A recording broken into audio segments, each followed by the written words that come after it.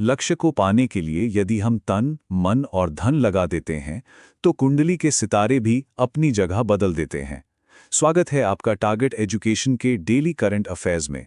आज डेट है 25 जनवरी 2026। पहले हम आज की थ्योरी देखते हैं और आखिर में हम इसका एमसीक्यू भी देखेंगे। तो चलिए शुरू करते हैं और देखते हैं कि आज हमारे लिए क्या क्या खास है। तो सबसे पहले बात करते हैं आर्टिफिशियल इंटेलिजेंस की, यानी एआई की। ये एक ऐसी दौड़ है जिसमें देश और बड़ी बड़ी कंपनियां दोनों ही भविष्य को एक नया आकार देने के लिए बड़े बड़े दांव लगा रहे हैं। और देखिए, इसी दौड़ में दक्षिण कोरिया ने तो इतिहास ही रच दिया है। उसने दुनिया का पहला डिटेल्ड एआई कानून पास कर दिया है। अब ये सिर्फ एक कानून नहीं है, ये एक तरह से पूरी दुनिया के लिए मिसाल बन गया है, जो ये तय करेगा कि सरकारें इस पावरफुल टेक्नोलॉजी को कैसे संभालेंगी। एक तरफ तो सरकारें नियम बना रही हैं और दूसरी तरफ देखिए भारत में क्या हो रहा है। टाटा ग्रुप जैसे बड़े प्राइवेट प्लेयर्स महाराष्ट्र की एआई इनोवेशन सिटी में भारी निवेश करके इस रेस को और भी तेज कर रहे हैं। मतलब नियम और इनोवेशन के बीच एक बड़ा ही दिलचस्प बैलेंस बन रहा है। 11 अरब डॉलर, सोचिए, ये रकम ही अपने आप में बहुत कुछ कहती है। ये सिर्फ एक इन्वेस्टमेंट नहीं है, बल्कि एआई के फ्यूचर पर एक बहुत बड़ा दांव लगाने जैसा है। इससे पता चलता है कि इस फील्ड में कितनी बड़ी आर्थिक ताकतें अब शामिल हो चुकी हैं। तो चलिए एआई की इस डिजिटल दुनिया से अब थोड़ा बाहर निकलते हैं और बात करते हैं हमारी अपनी दुनिया की, हमारे प्लैनेट की, जहां छोटे छोटे व्यक्तिगत काम और बड़ी बड़ी सरकारी नीतियां मिलकर पर्यावरण की कहानी लिख रहे हैं। और शुरुआत करते हैं एक बहुत ही प्रेरणा देने वाली कहानी से, सिंगापुर की ट्री लेडी किंटेडा मकाने की।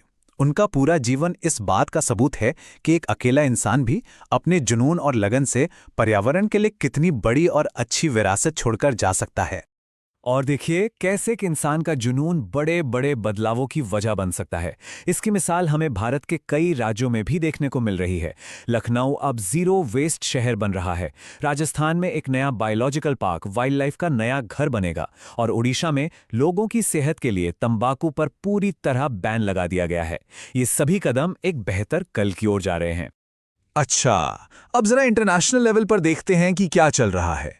यहां देशों के बीच रिश्ते लगातार बदल रहे हैं और दुनिया का एक नया जियोपॉलिटिकल नक्शा तैयार हो रहा है। अमेरिका का वर्ल्ड हेल्थ ऑर्गेनाइजेशन यानी WHO से बाहर निकलना एक बहुत बड़ा फैसला है। इससे न सिर्फ ग्लोबल हेल्थ को लेकर सहयोग पर असर पड़ेगा, बल्कि यह सवाल भी खड़ा होता है कि आगे चलकर हम सब मिलकर बड़ी बड़ी महामारियों का सामना आखिर कैसे करेंगे। और यही तो दुनिया की खासियत है ना, कि जब एक रिश्ता बदलता है तो कहीं और एक नया मजबूत रिश्ता बन जाता है। यूएई का भारत का दूसरा सबसे बड़ा एलएनजी सप्लायर बनना एनर्जी और इकोनॉमी के फील्ड में बन रहे नए गठबंधनों का एक सीधा साधा उदाहरण है। अब अगर देश के अंदर की बात करें तो सिक्किम पुलिस को उनकी बेहतरीन सेवा के लिए प्रेसिडेंट्स पुलिस फ्लैग अवार्ड से सम्मानित किया गया है। ये सम्मान देश की सुरक्षा और कानून व्यवस्था के लिए उनकी कड़ी मेहनत को सलाम करता है। और आखिर में चलिए फटाफट एक नजर डालते हैं भारत की तरक्की की कहानी पर, जो दिखाती है कि हमारा देश अलग अलग सेक्टर्स में कितनी तेजी से आगे बढ़ रहा है। ये सुर्खियां एक ऐसे देश की तस्वीर दिखाती हैं जो हर मोर्चे पर आगे बढ़ रहा है। देखिए, इकोनॉमी में जापान को पीछे छोड़ना ये कोई छोटी बात नहीं है। केरल में वाइल्ड लाइफ के लिए जो कदम उठाया गया है वो काबिले तारीफ है। खेल में विदर्भ की जीत हमें प्रेरणा देती है और इतिहाद एयरवेज का दुनिया की सबसे सेफ एयरलाइन बनना भरोसे को और बढ़ाता है। हर तरफ तरक्की की एक झलक दिख रही है। तो आज की सारी बातें खत्म करने से पहले एक बहुत जरूरी सवाल पर रुकते हैं। ये सवाल भारत के बढ़ते शहरों के भविष्य से जुड़ा है और वो है शहरी सुरक्षा। तो हमारा आखिरी सवाल यही है, आखिर किस शहर को देश का सबसे सुरक्षित शहर घोषित किया गया है? और ये सवाल सिर्फ एक शहर के नाम के बारे में नहीं है, ये हमें सोचने पर मजबूर करता है कि हम अपने आने वाले कल के शहरों को कैसा बनाना चाहते हैं। क्या मायने रखती है असली सुरक्षा और एक अच्छे जीवन के लिए क्या जरूरी है? आपके क्या विचार हैं? नमस्कार, टारगेट एजुकेशन में आप सभी का बहुत बहुत स्वागत है। चलिए आज 25 जनवरी 2026 के जो भी सबसे जरूरी करंट अफेयर्स हैं उन्हें एक बहुत ही दिलचस्प क्विज के जरिए समझते हैं। तो क्या सब तैयार है? आइए बिना किसी देरी के शुरू करते हैं आज के सवालों का ये सिलसिला। ये रहा पहला सवाल। पहला सवाल है राष्ट्रीय बालिका दिवस के बारे में। ये दिन कब मनाया जाता है? क्या लगता है? 23, 24, 25 या फिर 26 जनवरी? सोचिए, इसका सही जवाब है 24 जनवरी। देखिए, इस दिन को मनाने का असल मकसद है लड़कियों के अधिकारों और उनकी शिक्षा को लेकर जागरूकता फैलाना और समाज में लैंगिक भेदभाव को खत्म करना। चलिए, अब जरा टेक्नोलॉजी की दुनिया में चलते हैं। हाल ही में वो कौन सा देश है जिसने दुनिया का पहला बड़ा AI कानून पास कर दिया है? और इसका सही जवाब है साउथ कोरिया। अच्छा, एक और मजेदार फैक्ट बताता हूँ। उत्तर और दक्षिण कोरिया को जो लाइन बांटती है ना, उसे 38th पैरेलल कहते हैं। अब पर्यावरण से जुड़ी एक बहुत ही जरूरी खबर। 81 अलग अलग वन्यजीव प्रजातियों के साथ एक नया बायोलॉजिकल पार्क कहाँ बनाया जा रहा है? इसका सही जवाब है अलवर। और हाँ, इसी से जुड़ी एक और ताज़ा खबर ये है कि राजस्थान की सिलीसेट झील को हाल ही में एक वेटलैंड साइट भी घोषित किया गया है। अगला सवाल इन्वेस्टमेंट से जुड़ा है। टाटा ग्रुप किस राज्य में AI इनोवेशन सिटी बनाने के लिए $1 बिलियन मतलब एक बहुत बड़ी रकम निवेश करने जा रहा है? इसका जवाब है महाराष्ट्र। और ये भी काफी दिलचस्प है कि महाराष्ट्र में ही माइक्रोसॉफ्ट ने क्राइम को ट्रैक करने के लिए महाक्राइम OS नाम का एक सिस्टम भी लॉन्च किया है। अच्छा, अब जरा इंटरनेशनल खबरों पर नजर डालते हैं। हाल ही में किस देश ने विश्व स्वास्थ्य संगठन यानी WHO से ऑफिशियली खुद को अलग कर लिया है? इसका सही जवाब है अमेरिका। ये वाकई एक बहुत बड़ा फैसला है। इसके साथ ही अमेरिका ने जेनेवा हेडक्वार्टर से अपना झंडा हटाने के अलावा पेरिस क्लाइमेट अग्रीमेंट से भी खुद को अलग करने की घोषणा की थी। चलिए, अब जानते हैं कॉर्पोरेट वर्ल्ड में हुई कुछ बड़ी नियुक्तियों के बारे में। टाटा कम्युनिकेशंस के नए MD और CEO कौन बने हैं? तो ये पद मिला है गणेश लक्ष्मी नारायणन को।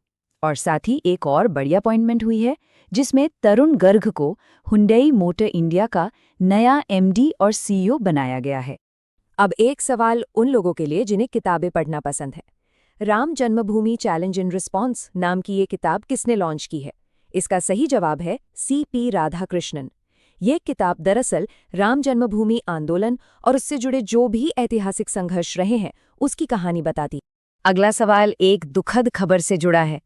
ट्री लेडी के नाम से जिन्हें जाना जाता था कीर्तिदा मेकानी, उनका हाल ही में निधन हो गया। ये किस देश में हुआ?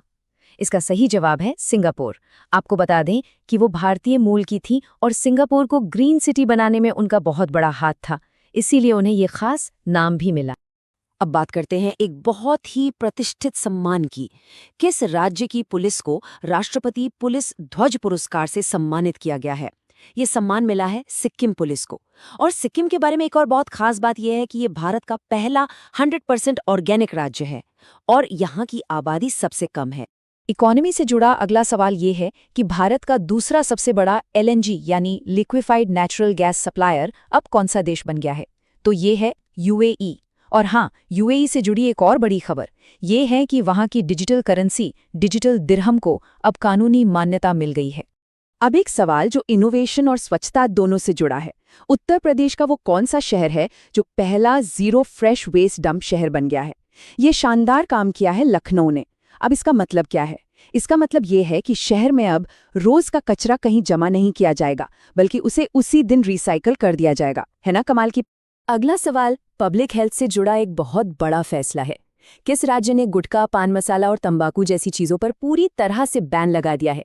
ये फैसला लिया है ओडिशा ने। और आपको याद दिला दें कि हाल ही में ओडिशा में मशहूर धनु यात्रा उत्सव भी मनाया गया था। चलिए, अब जरा रैंकिंग्स पर एक नजर डालते हैं।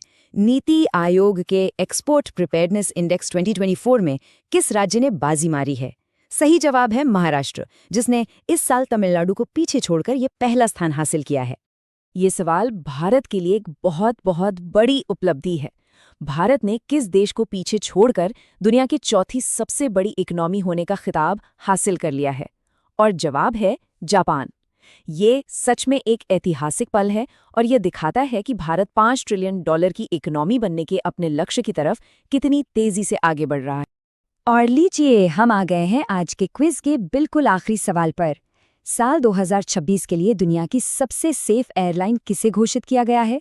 ये सम्मान मिला है एतिहाद एयरवेज को। आपको बता दें कि सेफ्टी के मामले में एतिहाद एयरवेज का रिकॉर्ड हमेशा से ही बहुत शानदार रहा है। तो ये थे आज के 15 सबसे महत्वपूर्ण सवाल और उनके जवाब। उम्मीद है कि बहुत कुछ नया जानने को मिला होगा। लेकिन रुकिए, अभी ये सेशन खत्म नहीं हुआ है। अब है आपकी बारी। तो आज का आपका होमवर्क प्रश्न है, नीति आयोग यानी NITIAOY का पूरा नाम क्या है?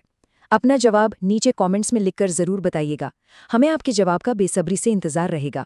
और अगर आपको ये जानकारी अच्छी लगी तो हर रोज ऐसे ही करंट अफेयर्स के जरूरी अपडेट्स के लिए हमारे चैनल टारगेट एजुकेशन को सब्सक्राइब करना बिल्कुल मत भूलिएगा।